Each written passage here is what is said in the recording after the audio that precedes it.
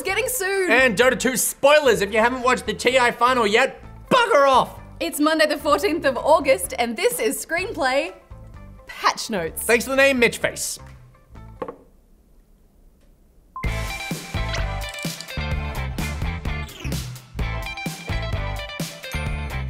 I'm Steph. I'm Nick, and here are the big stories from the weekend. First up, and popular Twitch streamer Destiny has been banned from PUBG for taking advantage of a bug.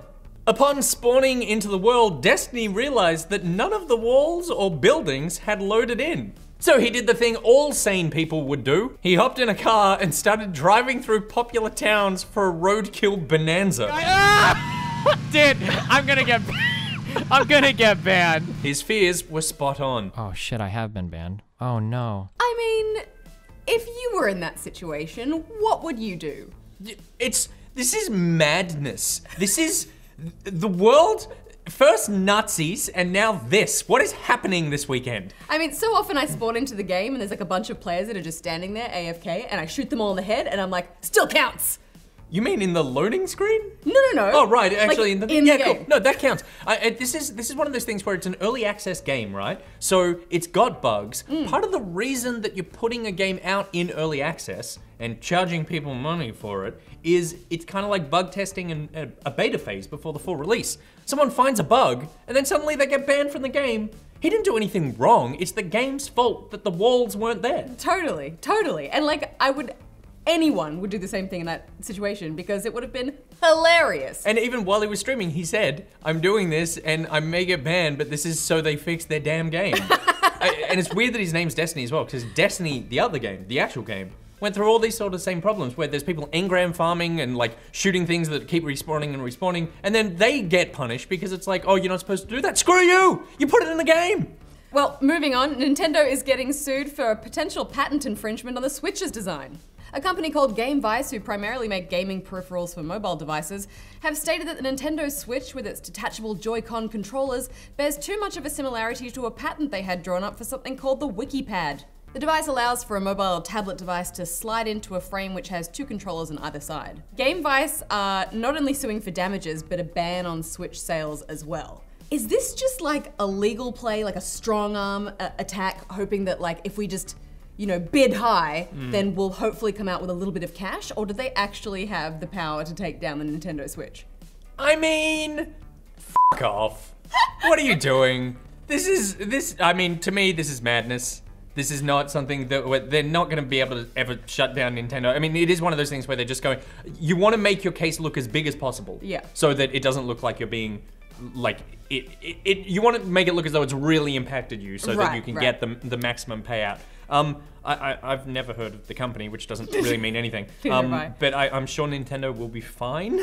Like, I mean, it's not like they've even designed another console. What this is essentially like a little bracket that you can put a mobile device into so that you can play with better controllers. Yeah. It's not like they've made a console that is very similar to the Switch. To the Switch, yeah. And I don't know, like, in terms of patents and stuff, it's always murky territory, but, you know, is it the same? Is the Switch, the fact that you can take the controllers off the side is part of the, like, it basically turns into a different console when you do that, as opposed to this, which is more like a controller docking station. Yeah. So I'm like, the intended use is different, it's just maybe the design is slightly similar, but Nintendo's gonna be fine. I'm looking forward to seeing what the outcome is of this particular case. Me too. And from burgeoning lawsuits to lost ones, Riot has lost its battle against football star Edgar Davids, who sued the developer for using his likeness without permission. A soccer-themed skin for League of Legends champion Lucian was apparently inspired by Davids, which turned out to be an expensive mistake. A Dutch court ruled in favor of Davids, and the footballer will receive compensation based on the amount of money the striker Lucian skin has earned in the Netherlands. I mean, it's money just for having a face. I mean, I would sue as well. Yeah, good on him, well done. Okay, moving on now to our discussion point. We're gonna talk Dota 2, and when we say we're gonna talk Dota 2, I feel like I'm gonna talk Dota 2 at you. Hit me. And you're just gonna... Let it wash over me like a wave of boring. Oh, wow. The International took place over the weekend and Team Liquid demolished Chinese Team Newbie 3-0. This is the first clean sweep final in international history. It was an awesome weekend with some incredible games played. The losing team, Newbie, actually have an Australian on their side, Damien KP Chock. Unfortunately, he's on the losing end of that grand final series, but I'm sure that his share of the $4 million that his team took home will help him sleep at night. Like I said, some really incredible moments. The biggest one, though, is probably the $10 million Omni Slash, because in Dota now, everything needs to be X million dollars and then the name of the ability that the player used. For your ease of watching, we've highlighted the dude that does most of the killing.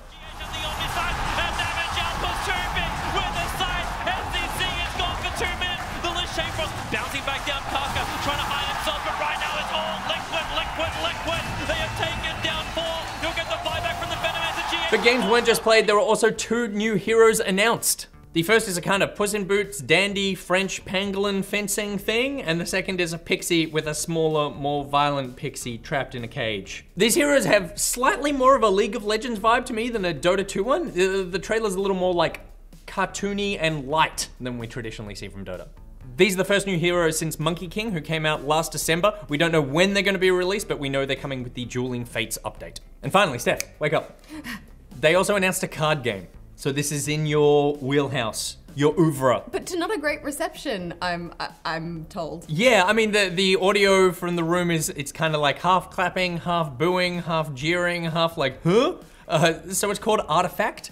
We know nothing, we haven't seen anything really from it other than the trailer. We know that there's 3 boards that they play on. So it's like the lanes in a MOBA. Right. So you're gonna be playing on 3 different boards with different heroes. There's abilities and items from the shop and that sort of thing. So it sounds like there's a stack of cards. Sounds cool, it sounds exciting, sounds different. Why are people booing? I think it's just not what you expect when you're at a Dota tournament. You kind of want the announcement to be Dota 3, not Dota the card game. Yeah, but I feel like that, I mean, is anyone expecting Dota 3 to come out soon? No, not since we saw that card game trailer. This is just like... This is just more, it's more Dota. More stuff in the Dota universe. It's the best game of all time. And card games are hot right now. Yeah, and a card game. Look at that go. But the one thing, I read a really interesting thing about it where potentially, because Valve are interested in making marketplaces, they're not just interested in making games, like they want to make money, is that this will be the first digital card game where you can trade cards. And that like with other players. Yeah, the theory would be that you sell cards on the Steam marketplace, and then Valve take a cut of that, so it becomes like actual Magic the Gathering or something, where you're selling cards to each other. I'm not sure how I feel about that. Oh, that feels like I can't afford that, so I don't want that to be true. All right, moving on now to things that you can play right now. It's soonPLAY.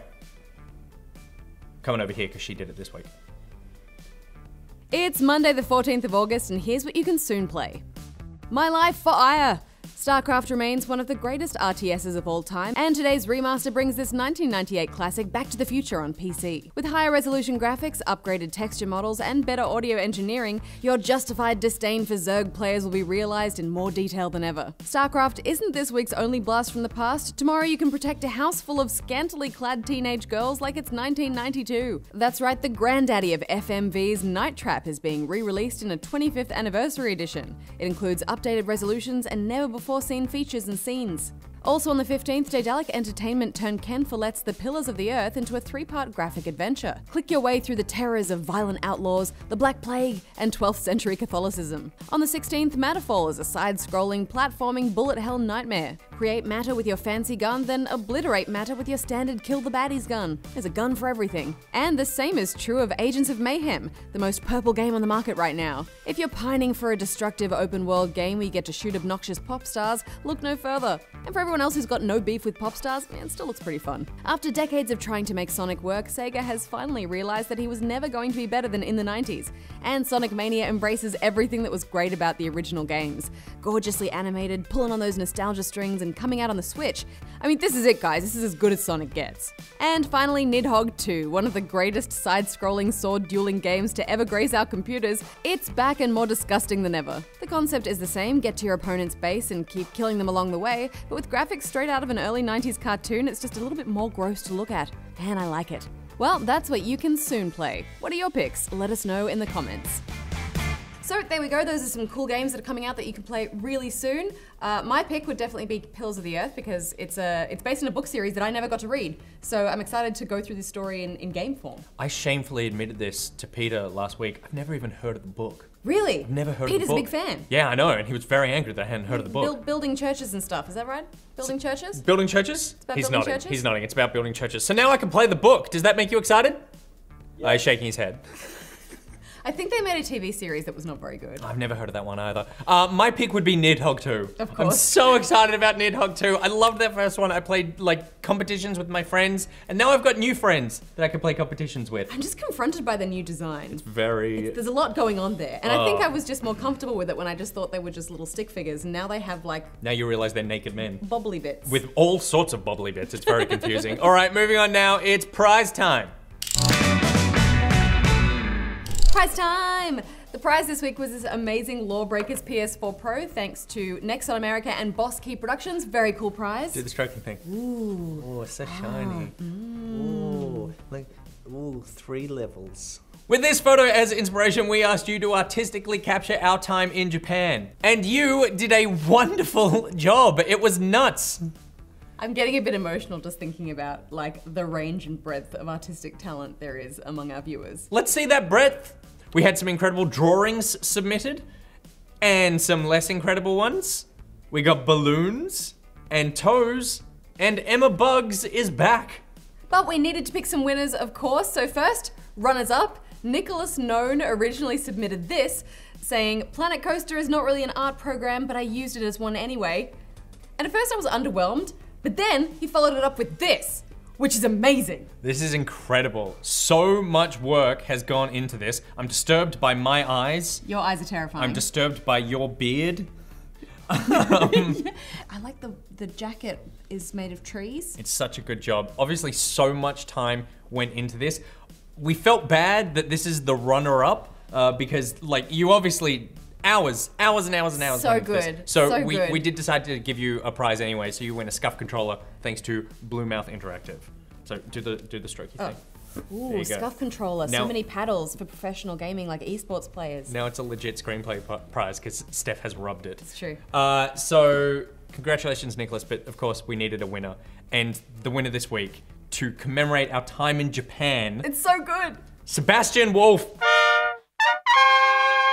Well done, Wolfie, who submitted this, us made out of sushi. It's so amazing. And I love that there's like, you can still clearly see the masks. Your hair is massive and mine looks long and luscious. It's exactly what our hair is. It was such a good way of doing it. Sebastian accompanied this with Nick and Steph tried the ultimate Japanese VR experience, Be the Sushi. Tragically, as no food should be wasted, Nick and Steph were both eaten by 3 young children.